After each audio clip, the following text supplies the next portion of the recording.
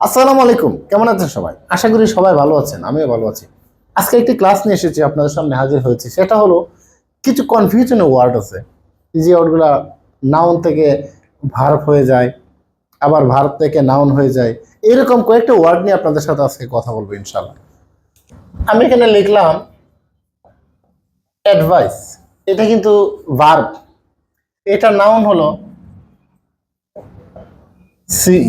লাস্টে যদি আপনার ওয়ার্ডের শেষে যদি সি থাকে, আমরা জানি সাধারণত নাউন হয়, কিন্তু এখানে অ্যাডভাইস এটা হলো ভার্ব আর অ্যাডভাইস এটা হলো কি নাউন। মনে রাখবেন কেমনে, এস ই থাকলে সাধারণত ভার্ব হয়, আর সি থাকলে কি হয়, নাউন হয়। এটা একটু মনে রাখার বিষয়। হ্যাঁ, ভি হ্যাভ, ভি হ্যাভ এটা কিন্তু ভার্ব, এটা নাউন কি হবে,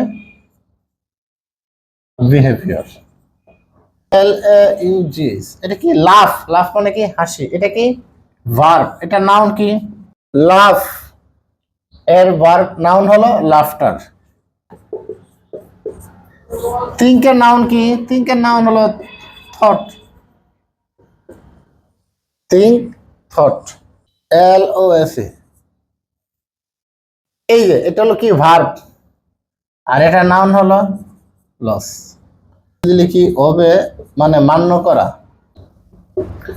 ওবিডিয়েন্স, ওবের নাউন কি হবে, ওবিডিয়েন্স। এই কনফিউশন ওয়ার্ডগুলা অনেক পরীক্ষার মধ্যে আসে, তাই আপনাদের সামনে উপস্থাপন করলাম। ধন্যবাদ সবাইকে, আসসালামু আলাইকুম।